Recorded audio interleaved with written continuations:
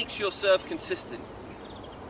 Well, the first thing you have to realize is when you look at the stats of the top players, the RPM, on their first serve they still have quite high levels of spin.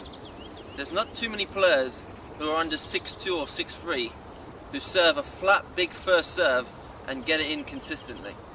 The big guys like John Isner or Jerzy Janowicz or the guys like Milos Raonic, these guys who are over 6'4, 6'5, these guys can hit straight down on the ball, which means when they make contact with the ball, they don't need the ball to travel up first and then in. If you're under 6'2, if you're under 6'1, if you're an average height man, 6 foot 5'10", if you're a female, you need the ball to go up firstly and then to go over the net. The studies have shown that you need to be over 6'5" to hit straight down on the ball. So that means the ball flight is coming from contact point straight downwards in the box, like this, straight down, rather than a small curve and then coming in the box. Now, Pete Sampras, one of the greatest servers of all time, he had more spin on his first serve than most players have on their second serve. So he had more RPM, rotations per minute, on the ball on his first serve than most players have on their second serve. So that means he believed in spin, and the big difference is when you hit a flat serve, the opponent down there, all they need to do is block the ball. Basically, they just need to put their racket out, and because the ball's flat, the ball's not moving, it hits the strings and it comes back off. Now, if you add heavy rotations per minute on the ball, heavy spin on the ball's coming into the strings and it's moving, which makes life hard for the returner.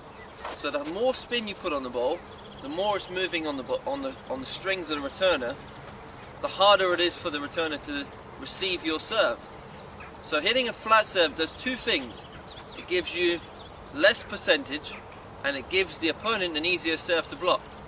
When they call a heavy server someone who hits a heavy serve, they don't mean someone who hits a flat, big 150 mile an hour serve.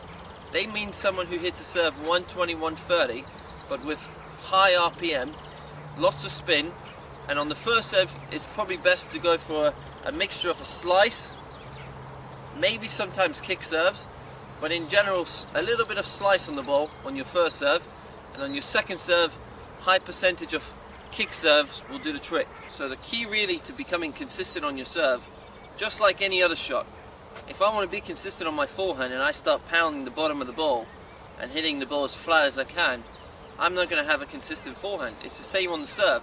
If I start going for aces, going for unreturnable serves by hitting as hard as I can and as flat as I can, my percentage is going to go right down unless I'm 6'6", 6'8". So if you're an average player height, you want to make sure that you have good levels of spin on the ball, first and second. Use the flat serves. There's a place for a flat serve, but it's definitely not when it's a pressure situation. If you're 40 love up, 40-15 up, and you're holding serve comfortably, then you can go for a couple of flat serves. Otherwise, in the situations where it's 30 or deuce, break point down, get your first serve in with a good slice serve or a good kick serve, and put pressure on the other player with the heavy amounts of spin that you're using on your serve.